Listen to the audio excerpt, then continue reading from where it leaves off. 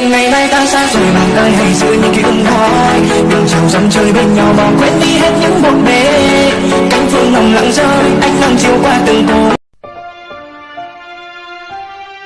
Tôi nhìn thấy cô lưu,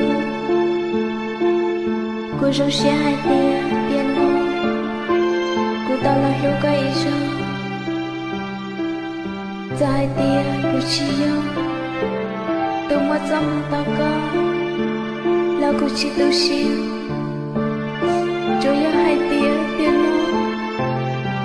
cô tao lo luôn trước cái gì sự, tia cô yêu dâu xe là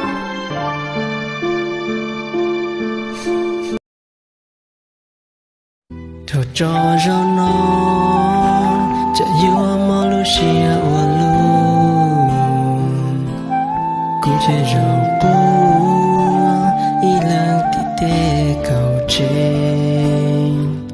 lần thứ hai lo cô te chi sa tê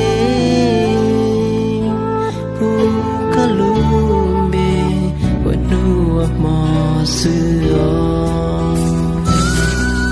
cho rau non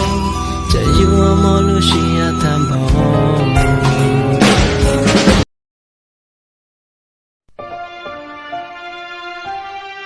tôi nhìn thấy cô lưu, cô dâu xe hai tia piano, cô tao là hiểu cái gì za hai tia cô chỉ yêu, tôi mất dám tao có là cô chỉ tôi xin, cho yêu hai tia piano, cứ tao lo luôn trước cái gì sự.